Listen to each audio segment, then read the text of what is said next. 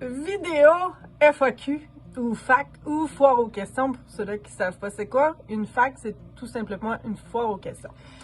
J'ai pris le temps. Je dirais pas que j'ai trouvé du temps. J'ai pas de temps. Je suis sûre que vous êtes plusieurs à être comme moi. Est-ce que vous êtes débordés dans la vie? Ben moi je le suis parce que j'ai beaucoup trop de projets, j'ai beaucoup trop de choses que j'aime. Et au travers mon emploi, la famille, mes loisirs, le potager de la petite Dubé, les animaux, bref, vous voyez le topo, je suis convaincue que vous savez de quoi je parle. On manque parfois de temps et on court après son temps. Mais là, j'ai dit, Stéphanie, il fait gris dehors, il pleut, profite-en. Tu leur as promis une vidéo de foire aux questions et c'est ce que je fais aujourd'hui. Je suis Stéphanie Dubé, si tu me connais pas, fondatrice du potager de la petite Dubé et modératrice sur le merveilleux groupe Facebook Passion Jardinage. Viens donc te joindre à nous, abonne-toi donc. Tu manqueras rien, tu vas faire partie de la belle communauté du potager de la petite Dubé, tu vas voir, on est bien trippants.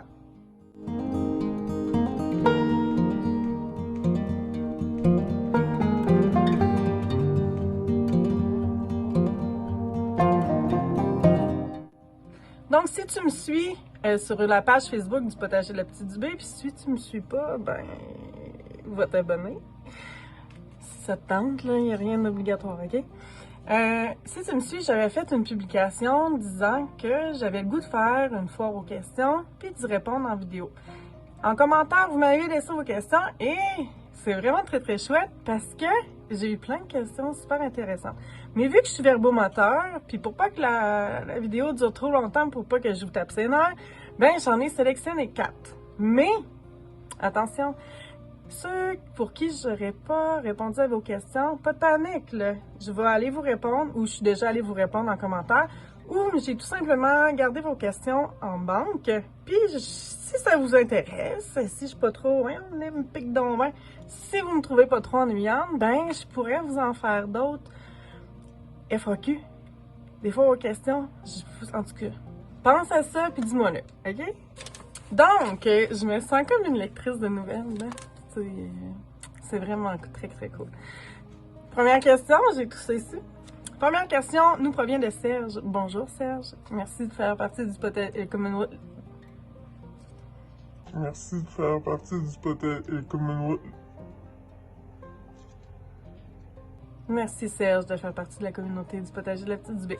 Serge me demande, quel est ton profil, quel est ton parcours professionnel dans le secteur de l'agriculture-horticulture? Je te réponds, Serge. Concernant mon parcours scolaire et professionnel, on va se concentrer sur la voie agriculture-horticulture, comme le demande Serge, parce que je pourrais qualifier mon parcours académique et professionnel de plutôt varié et atypique. Parce que, en fait, j'ai 2 decks. Pour cela, pour nos cousins de la France, parce qu'on a quand même beaucoup de cousins de la France et de la Belgique qui nous suivent au potager de la petite Dubé.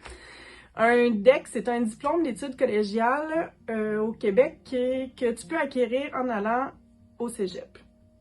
Ok, on va faire ce cours. Bref. Fait que donc, j'ai un DEC en TPHE, Technique de production horticole et de l'environnement. Puis, dans ce DEC-là, il y avait 2 branches. Soit maraîchère en production horticole ou soit en environnement. Puis moi, j'ai pris la branche environnement. Donc, j'ai une technique de production horticole et de l'environnement, mes branches agro-environnement. Bref, je détiens un DEC, un diplôme en agro-environnement. J'ai suivi ce cours-là à l'ITAQ, campus de la Pocatière. Donc, l'ITAQ, c'est l'Institution de technologie agroalimentaire du Québec. Et comme je viens de dire, moi, j'ai été sur le campus à la Pocatière. Durant ce DEC-là, j'avais une meilleure amie, ben c'est toujours mon amie, une grande amie pendant que j'ai fait mon DEC à l'ITAQ qui s'appelait Noémie. Et faut savoir qu'à ce moment-là, quand j'ai suivi mon cours à l'ITAQ, j'avais quel âge? J'avais 25 ans. Je travaillais en même temps, j'avais déjà ma fille à cet âge-là, j'avais une maison, donc j'avais une hypothèque, donc j'avais pas bien d'argent. Mais j'avais le goût de voyager, puis mon amie Noémie aussi, elle avait pas mal le goût de voyager, puis j'avais une belle cohorte pendant que je suivais mon cours de technique de production horticole et de l'agro-environnement. Donc ensemble, avec Noémie, on a voulu mettre sur pied un voyage scolaire Puis pour nous permettre d'avoir ce voyage scolaire-là, ben il fallait que ça soit un peu relié à nos cours. Fait qu'avec l'aide d'un de nos enseignants, on a pu avoir des contacts en France pour faire un voyage scolaire. Et le but de ce voyage-là, c'était de recevoir des formations en agroforesterie. Et je peux vous dire que dans le sud de la France, ben on est descendu, dans le fond, on a débarqué l'avion à Paris, mais on est descendu, mon Dieu, dans le département du Gers, du Gers? Les cousins, comment vous le prononcez? Je m'en souviens même plus. Mais on est allé dans le sud de la France, bref, ok? Mais tout ça pour dire que les cousins français en agroforesterie, ils ont vraiment des belles connaissances, sont vraiment généreux de ces connaissances-là et ils ont été hyper accueillants. Fait que merci aux cousins français. Donc, j'ai un diplôme en TPHE et j'ai suivi une formation en agroforesterie en France. Vers la fin de mon DEC, j'ai fait 2 stages de formation. Un était au niveau des tourbières en recherche et développement et un second stage était également en recherche et développement, toujours en agroforesterie, mais lui en spécialisation de haies brise-vent. Donc, pendant ces 2 stages-là, on m'a vraiment formée au niveau de la recherche et développement dans les tourbières. Ce qu'on étudiait, on étudiait 2 choses. L'émanation des gaz des tourbières qui ont fini d'être exploitées, c'était vraiment super intéressant. On était en coopération avec un groupe d'Université Laval qui faisait une étude là-dessus, c'était vraiment chouette. Et la deuxième formation, mon stage de formation, c'était en agroforesterie, spécialisation des haies brise-vent. Puis encore là, c'était en recherche et développement. Et on étudiait l'impact des haies brise-vent sur les cultures au champ. Hyper intéressant, ça a été hyper formateur comme stage. Du côté professionnel, moins académique, plus professionnel, j'ai travaillé en production horticole. J'ai tellement aimé ça, travailler dans des centres jardins. J'avais un bon employeur, j'avais des super coéquipiers. Mon environnement de travail était fabuleux. Je travaillais dans les fleurs, dans les plantes, dans les serres. C'est sûr que pendant les canicules, il fait chaud, hein, s'il vous plaît, dans une serre. Mais c'est pas grave, l'environnement était super sain, super dynamique. Puis écoute, tu travailles dehors l'été, bref, quoi demander de mieux? Pendant que je travaillais dans le milieu de l'horticulture ornementale, j'avais une super cliente qui était directrice chez Premier Tech en biotechnologie qui est venue m'approcher pour aller travailler pour eux. Mais cette entreprise-là était plus du côté laboratoire, travailler avec les mycorhizes. Puis, bon, mycorhizes, horticole, c'est super bien relié, on connaît ça maintenant mieux, le monde des mycorhizes. Mais c'était en laboratoire, j'ai dit, il manque peut-être un peu de formation de ce côté-là en microbiologie. Mais elle m'a dit, viens-t'en, on va te former, il n'y a pas de problème. Donc, j'ai été travailler pour Premier Tech en laboratoire, plus spécifiquement sur les mycorhizes, pendant 3 ans. J'ai connu du super monde, j'ai eu des collègues vraiment chouettes qui sont encore des amis aujourd'hui. Mais par la suite, j'ai encore changé de travail. Stéphanie, elle aime ça l'aventure et c'est dur pour elle de rester en place. Bref, fait que c'était un peu ça, mon parcours académique et professionnel concernant l'horticulture, agriculture. Mais là, c'est sûr que j'ai parlé plus de mes formations. Le plus important, c'est qu'il faut savoir que j'ai voulu voler dans ma vie de mes propres ailes assez rapidement. À 19 ans, j'étais allée m'acheter ma première maison qui était vraiment une mini fermette. J'avais une petite terre, un petit peu de bois, vraiment une mini maison, tout était tout petit. Je suis partie avec mon conjoint, qui est toujours mon conjoint. À 19 ans, j'ai acheté ma maison. Donc, je me suis toujours intéressée à la nature, à l'horticulture, au jardinage, à l'environnement, aux végétaux. Puis c'est en achetant cette fermette-là, à 19 ans, qu'à 25 ans, j'ai voulu aller suivre mon cours en technique de production horticole et de l'environnement. Mais même pendant mon cours, pendant mes stages, pendant mes formations, pendant tous mes emplois que j'ai eus à ce jour, en parallèle, je me suis toujours gardée informée sur le monde horticole, sur le monde des végétaux, sur le monde de l'environnement, sur n'importe quoi. J'ai suivi des petits cours en ligne comme en herboristerie. J'ai suivi des cours en ligne concernant la culture des champignons. Je me suis intéressée, bref, tu comprends, je me suis vraiment toujours en parallèle même si j'étais à l'école en horticulture, puis en agro-environnement, même si je suivais des formations, même si je suivais des stages, j'ai toujours fait des jardins. J'ai toujours été dans la nature. C'est sûr qu'il y a des années, les jardins étaient peut-être un peu moins gros quand mes enfants étaient tout petits. Mais ayant 40 ans, si j'ai eu 40 ans, voilà quelques petits mois, très heureuse d'avoir 40 ans. Puis, donc, je peux dire, j'ai fait mon premier potager à 19 ans et 21 ans plus tard, je suis toujours en train de faire des potagers. J'ai mis sur pied le potager de la petite Dubé. Bref, ça, je pense que ça compte aussi dans mon expérience. C'est 21 merveilleuses années-là. Seconde question. La question nous provient de Marielle. Allô Marielle, merci pour ta question. Est-il utile d'avoir une serre même si elle n'est pas chauffée? Question que j'ai trouvée très pertinente. J'y réponds à l'instant. Alors à la réponse, à la question. Pas la réponse à la question. Je dis, mais bien sûr, oui, c'est utile d'avoir une serre, même si celle-ci n'est pas chauffée. En fait, il faut savoir que les serres sont chauffées en début et en fin de saison, ou quand vraiment on est peut-être dans un milieu où la température est peut-être vraiment pas adéquate à la culture de certains potagers. Mais prenons monsieur et madame tout le monde, les serres chauffées, on s'en sert vraiment. Les serres chauffées, on s'en sert vraiment. Quel jeu de mots intéressant. Les serres chauffées, on s'en sert vraiment. Quel jeu de mots intéressant. On s'en sert vraiment, soit en début de saison, soit en fin de saison, pour réussir, bref, comme vous comprenez, à vraiment prolonger la saison. Pourquoi avoir une serre chauffée? Une serre, même si elle n'est pas chauffée, ben quand même, elle va quand même te permettre de prolonger ta saison. Peut-être voyons là, je parle trop vite. Peut-être moins qu'une serre qui est chauffée, mais quand même, en début de saison et en fin de saison, je pense que je vais prendre une pause. En début de saison et en fin de saison, avec une serre non chauffée, tu es quand même capable d'aller gagner quelques degrés. Parce que les végétaux qui vont dans ta serre, là, eux, ils vont dégager une petite chaleur qui va vraiment être utile à la bonne croissance puis à maintenir un climat ou un milieu de vie adéquat à tes végétaux. Donc, le jour, ta serre, alors en début et en fin de saison, elle emmagasine la chaleur, tu fermes les portes, tu fermes les fenêtres. Là, elle va tenir sa chaleur plus longtemps. Puis là, en début de saison, il fait pas moins 25 là, dehors, là, quand même. Mais tu sais, quand ça descend là, autour des 5 degrés, là, ben, dans ta serre, elle va avoir quelques petits degrés de plus qui va faire en sorte que tes végétaux vont être capables de bien vivre quand même. Ensuite, la serre, même si elle est non chauffée, en fait, tu n'as pas besoin dans la saison qu'elle soit chauffée, ta serre. Mais elle va te servir d'abri contre les intempéries qui peuvent être violents ou qui peuvent endommager tes végétaux si ceux-ci seraient vraiment à l'extérieur, sans protection. Je pense aux grosses pluies, aux orages, aux vents violents, bref, tu sais, même peut-être la grêle dans certaines situations très malchanceuses.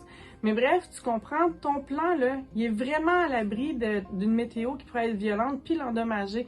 Fait qu'on prend... Quand il est en serre, il est vraiment dorloté, à l'abri des grands vents, de la pluie.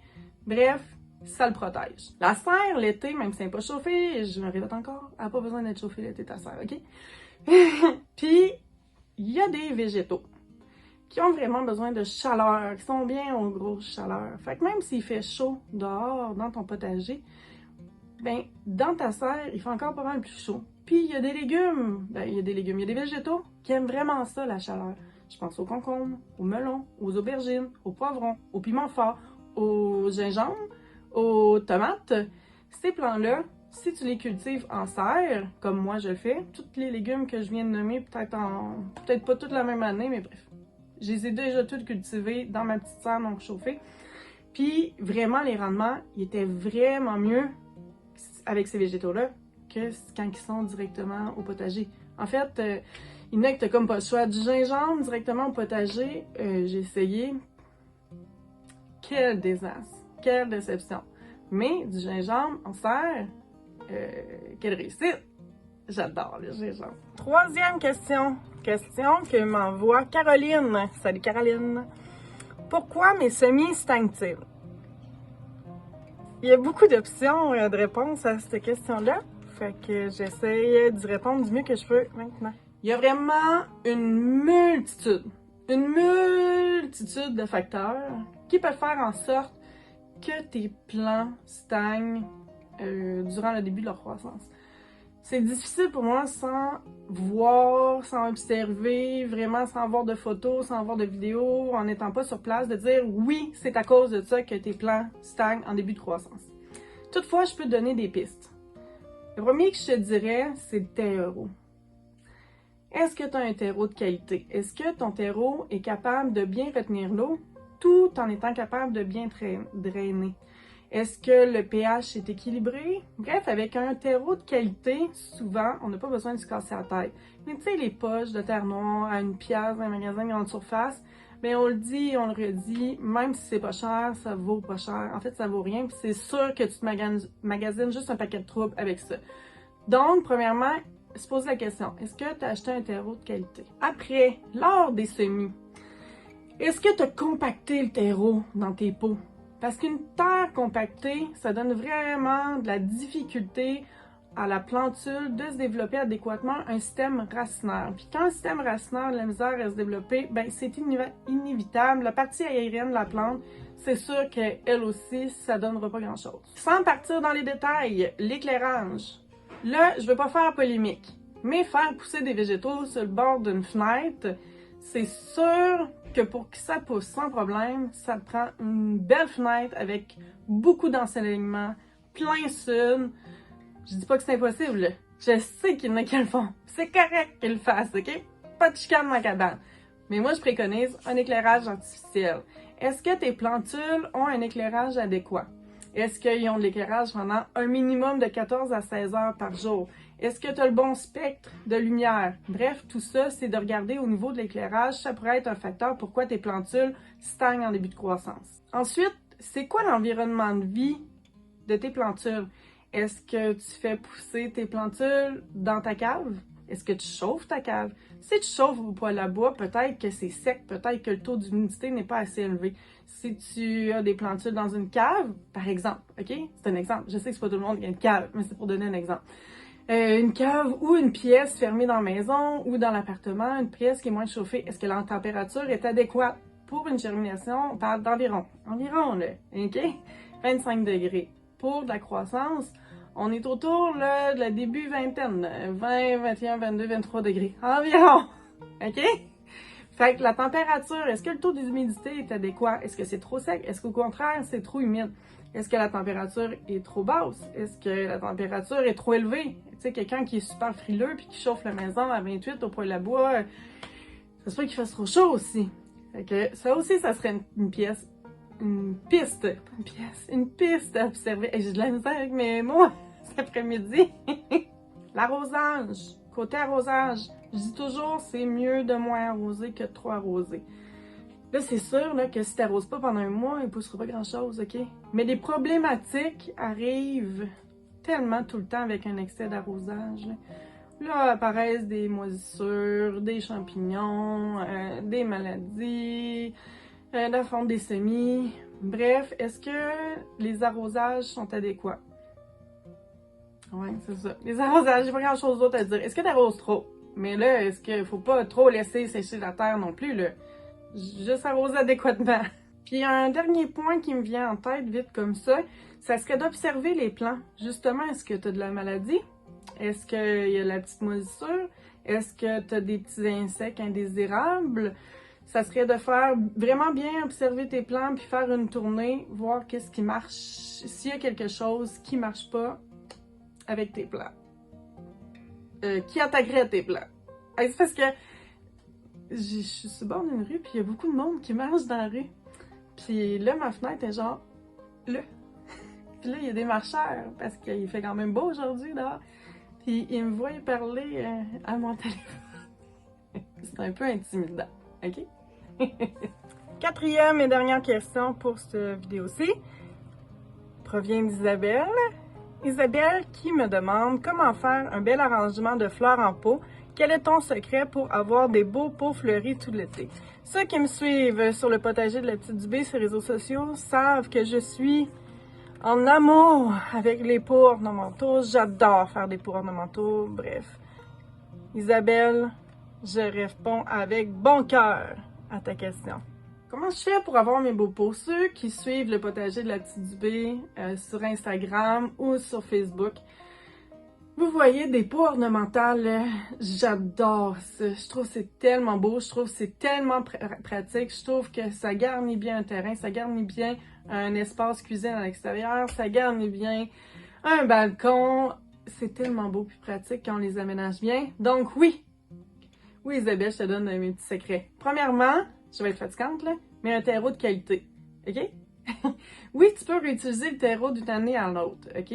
Avant, je disais tout le temps d'acheter un terreau neuf. Maintenant, avec l'exploitation responsable des tourbières, c'est plus ça que je dis. Je dis plus aller acheter, ok? Même moi, c'est plus ça que je fais. Mais je me suis vraiment conscientisée à l'exploitation raisonnable, intelligente, raisonnée, respectueuse de l'environnement des tourbières. Puis maintenant, je fais un mix de mes anciens de mon ancien terreau des années passées que j'avais dans mes pots, je le conserve. Je mets du terreau nouveau de l'année si nécessaire. Et en plus de me payer, d'avoir dans mes pots du terreau de qualité, je mets toujours du compost. Je te dirais, là, je dis tout le temps environ, je suis fatigante avec mes environs, mais c'est parce que j'y vais à l'œil, puis j'ai pas de tasse à mesurer avec moi, puis je veux pas que vous ayez de tasse à mesurer avec vous. Allez-y un peu à l'instinct, à vue. En observant les résultats que vous obtenez, mais je dis environ un quart de compost dans le pot, une poignée de compost dans le pot au travers d'un terreau de qualité. C'est sûr que c'est une bonne base pour avoir un beau pot ornemental. L'été, en pot, il n'y a pas de secret, l'arrosage. Et là, tantôt à l'intérieur, pour vos petits semis, je vous disais, faites attention à l'excès d'arrosage. Ben en pot, là, dehors, l'été, là, je vais vous dire arroser, parce que vos plantes, c'est sûr qu'elles vont consommer vraiment beaucoup d'eau. Surtout quand on tombe là, juillet, août, il peut y avoir des canicules, il y a des places au Québec ou ailleurs, en France ou en Belgique, pour nos beaux cousins de l'Europe. Il y a vraiment des journées où il fait vraiment chaud, ok? Pourquoi pas essayer de récupérer votre eau de pluie? Là encore, ça c'est une façon éco-responsable ou intelligente une utilisation consciente de notre ressource en eau. Fait que moi, chez nous, oui, j'utilise le pluie à l'arrosoir, l'eau de ma ville, mais une fois que je vais avoir utilisé toutes mes barils d'eau de pluie, je vais avoir récupéré. Donc, ça, je disais quoi? Ah oui! L'été, il faut arroser pour avoir des beaux pots, il n'y a pas de secret. Des fois, j'arrose le matin, puis je suis obligée de réarroser une seconde fois en fin de journée tellement que mes végétaux en pot consomment de l'eau. Fait que c'est sûr que pour avoir des beaux végétaux, on peut pas passer à côté. Si les journées sont pas assez pluvieuses, on arrose, puis on pense peut-être, si c'est possible, de se mettre une petite installation, un baril, un tonneau, bref, ce que vous avez, pour peut-être penser à récupérer l'eau. Pour faire un rappel à l'arrosage, un système de drainage, c'est sûr qu'au contraire de bien arroser, il faut des trous dans le fond de votre pot pour bien drainer. Parce que si l'eau s'accumule puis vous vous ramassez avec un marais dans votre pot, ben il n'y a pas grand-chose qui va survivre là-dedans, ça je peux vous le dire. Fait qu'un bon drainage. Et de la fertilisation. Moi personnellement, j'utilise de l'émulsion de poisson et des algues liquides, je mixe les deux. Je me fais un bon petit jus avec ça. Puis, en respectant les posologies, ben, je fertilise mes pots toute la saison avec ça. Puis, ça marche number one. Finalement, quand vient le temps de mettre mes végétaux, j'aime beaucoup. Encore une fois, pour ceux-là qui suivent le potager de la petite Dubé, sur Facebook, j'en parle souvent. Je suis une amoureuse des fines herbes. J'en mets partout. Puis, dans mes pots ornementaux, j'adore mélanger des légumes, des fines herbes et des fleurs. Des fleurs mellifères, des fleurs comestibles ou simplement des fleurs ornementales. Mais le mix des trois, je le trouve vraiment, je trouve ça pratique, je trouve ça beau, je trouve que c'est bon pour nos assiettes, évidemment, c'est beau pour nos yeux, c'est bon pour nos pollinisateurs, c'est bon pour la biodiversité, bref. Souvent, je mets, pas tout le temps, mais j'essaie de mettre un légume, une fine herbe et des fleurs. Et quand je viens, je pourrais vous faire une vidéo Sur ça, je pense que je vais vous faire une vidéo quand je fais un de mes pots, ok? Mais pas maintenant, mais que ça soit le temps de les faire début juin, fin mai environ, là. Je pense que je vais vous faire une vidéo comment je fais monte mes pots ornementales. Bref, dans le fond, il y a 2 critères. Le premier, c'est jouer avec les hauteurs. Souvent, on va prendre comme exemple, je joue en hauteur, je vais peut-être prendre une aubergine que je fais en pot sur le long de ma galerie pour qu'elle ait le maximum de chaleur. C'est sûr qu'elle pousse moins bien que ceux qui sont en serre, mais une aubergine, ça fait vraiment un beau plan central dans un pot ornemental. Ensuite, je vais y aller avec une plante qui est plus de moyenne taille. Prenons un classique, les géraniums. Et une plante retombante, ça peut être des pétunias wave, ça peut être du thym, ça peut être du calibrachoa. Bref, vous voyez genre, j'y vais vraiment en étage, une grande, une moyenne et une retombante. Pour ce qui est des couleurs, ben ça, c'est à votre goût. Moi, là, l'hiver, j'aime ça l'hiver. C'est féerique, la neige. Mais quand vient le temps du printemps puis de l'été, là, je suis un peu tannée des paysages monochromes juste en blanc, en gris puis en bleu. OK? Fait que, moi, l'été, j'aime ça quand les couleurs faisan dash. J'aime ça des rouges éclatants, des jaunes éclatants, des oranges éclatants, des mauves éclatants. J'aime ça quand c'est des explosions de couleurs. Fait que des couleurs, je mets des roses flash, je mets des violets flash. J'aime ça quand c'est vivant. Parce qu'on vient de sortir d'une saison où c'était plus monochrome, là. C'était blanc, blanc, blanc. Puis le printemps, ben là, ce printemps est un peu gris. Fait que là, l'été, bref, je veux de la couleur. Mais, quelqu'un qui aime les couleurs pastel, les couleurs saumon, les couleurs blancs, les couleurs lilas, c'est tout à fait légitime. Il n'y a pas de police des couleurs de fleurs qui va aller vous juger dans vos pots ornementaux. Ceux qui aiment les pots plus modernes, juste avec des feuillages, des vignes, c'est quoi le nom? Comment que ça s'appelle? Non. Des alocasia. Tu sais, qui fait des looks un peu plus modernes, ben c'est tout à fait légitime. Fait côté couleur, côté texture, on y va vraiment avec ce que vous aimez. Mais moi, je peux vous dire que j'adore les couleurs flamboyantes d'été. Donc, merci Caroline, Isabelle, Marielle et Serge pour vos questions. J'espère que j'ai répondu selon vos attentes. Pour les autres, pas de panique si j'ai pas répondu à vos questions. C'est sûr que je vais aller le faire ou que je l'ai déjà fait sur la page Facebook du potager de la Petite Dubé. Ou encore, j'ai peut-être pris vos questions en banque, mais je vais peut-être y répondre dans une seconde vidéo un petit peu plus tard en saison où ce que le moment d'y répondre sera peut-être plus opportun pour le temps qu'on va être rendu dans la saison. Mais dites-moi donc en commentaire, si vous écoutez la vidéo sur YouTube ou la vidéo sur Facebook, dites-moi là en commentaire, est-ce que vous aimez la formule des vidéos FAQ? Aimez-vous ça des fois aux questions? Parce que je pourrais vous en faire d'autres si vous aimez ça. Je pourrais prendre d'autres questions. Est-ce que vous aimeriez que les vidéos durent plus longtemps? Ou au contraire, vous trouvez que je blablate bien trop longtemps vu que je suis bien trop verbomoteur, fait que je vais essayer de raccourcir mes vidéos? Bref, j'attends votre avis en commentaire et je suis ouverte à tout commentaire constructif. Donc, j'ai pas mal fait le tour.